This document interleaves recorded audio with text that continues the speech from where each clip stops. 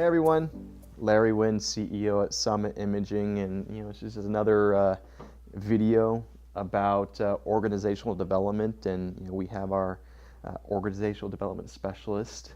My name's Kim Nelson. I've been working in organizational development for a lot of years. It's been a pleasure to be at Summit. It's a good place to be. Well, we always want to say thank you to Kim as much as we pleasure. can to help build such a wonderful culture, because our objectives are to continue to grow, and you can't grow without great people. And the culture is really kind of the the rhythm of business and how we operate. And today, one thing that we wanted to share that we think is one of the most important critical items that they don't teach you in school. Nope. They don't show you this stuff, and you kind of learn this along the way. And let me couch this for healthcare facilities in kind of talking about people skills, right? And it's so often that we've gone through the same thing. There's this phenomenal technician, genius, but when it comes to people skills, exactly, it's a bit lopsided. Well, I think as we've gone on in business, more and more attention is being paid now to communication, and there's more and more good material out there. I think of the impact that the book Good to Great had on industry generally, and I think a lot of that's about interaction, human interaction. And so we went on a research project, Kim and I, and just better understanding on managing groups of talented people, because when there's talent and they're all really smart, you can't just use taglines and business buzzwords to guide a team. There must be context, there must be intelligence behind it. And they're individual people. Yeah. They'll all approach it differently too. And I think what we've discovered and we've applied here, everything ranging from looking for new hires to reinforcing recent hires. Agreed. To our management team, and all the way up to every single position in the organization, is that emotional intelligence is critical. So I think this is really articulated in a lot of different ways in society. It's people skills, or I can read people, social abilities, but it really is the technical term is emotional intelligence. Agreed. And what we found is, when we're looking particularly for talent that's emotionally intelligent, it's been such a huge lift, because there's no more chaos. Because people understand, they understand the perceptions. And can you just talk about that, what you've done? Yeah, I think one of the real issues here is generally across industries, just as you described a minute ago, we think that technical ability or technical intelligence and emotional intelligence, or that connecting ability and communication ability, are mutually exclusive. Yeah, or inverse. And they're not. Absolutely. They absolutely are not exclusive to each other. You can get a really, really bright technician who can communicate those things not only to our employees here, but to our clients and our suppliers and everybody that really needs to know what's going on. It's a big deal. Absolutely. And so some things that we've seen kind of across the board is that emotional intelligence does a couple of different things. I think we mentioned it in a video before, that there's EQ, which is emotional intelligence, and IQ, which is intellectual quotient. And high IQ does not necessarily correlate, or it's actually a very low correlation to success in an organization like a business. Well, we've seen many times, as we've measured it over the years, as psychologists and looking at impact, a lot of times people who can communicate are often better in terms of sales, in terms of service, in terms of client intelligence, than people who may be brighter, maybe more technically capable, but can't communicate what that is to the end user, for example. And then the interesting part about EQ, or emotional intelligence, is that it is overwhelmingly highly correlated to success in an Agreed. organization like a business. And the characteristics of a highly emotional, intelligent person is the ability to communicate and work in a team.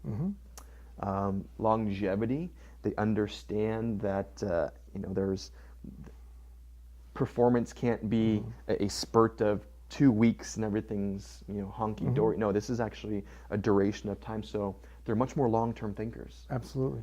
When as a manager, people with a good emotional IQ will be willing to manage each of the employees or his or her employees or reports as they are different people. Yeah. And that awareness allows you to be more effective as a manager. And another interesting part about emotional intelligence, with high emotional intelligence, I think the technical term is cognitive dissonance, right? That's actually a non-factor for highly emotionally intelligent Very much people reduced. because what they perceive themselves as, so self-awareness, is very close or the same as reality, which is very accurate. yeah. And so others that view them as their strengths and their weaknesses, I think we use a term internally, looking in the mirror, right? Is that is what you're seeing as an individual the same as what everybody else is seeing? And as a manager, that's really tough to do. Some people are too hard on themselves. Some people are way too easy on themselves. Yeah.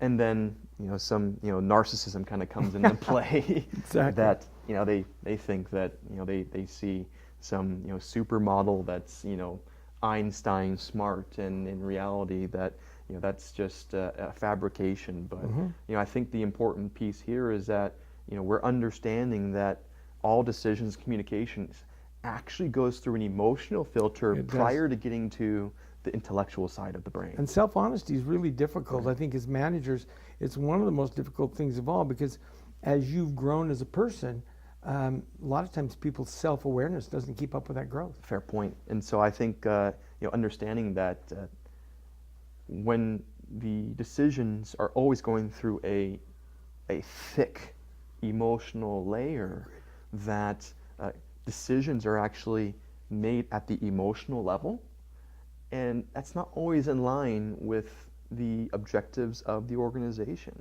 But if you can stabilize that emotional level, they match a lot better. And I think for emotionally, I hate to use the term unintelligent, so people with low emotional intelligence, the information can never get to the intellectual side of the brain, no matter how smart they are, right. because they just can't help it. It's the emotion has to be satisfied prior to the intellect understanding. to begin to process all of the variables that need to be considered. And not just communicating with others, communicating with yourself as well. I think that's a good point. And so that's why you see children, they're always kind of throwing tantrums. At one point they want their Snickers bar or their candy or something. That's an emotional decision. That's an emotional reaction.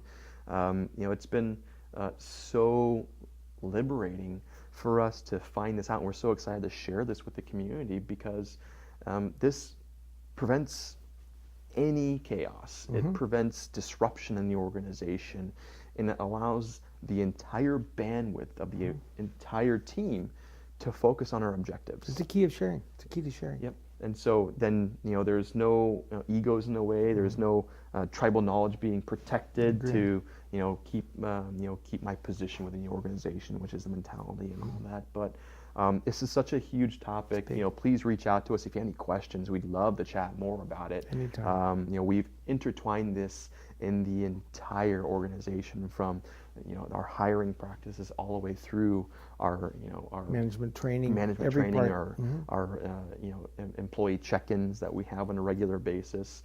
It's all intertwined, and we just have such a powerful team that's focused on what's best for our organization. And we know that healthcare facilities,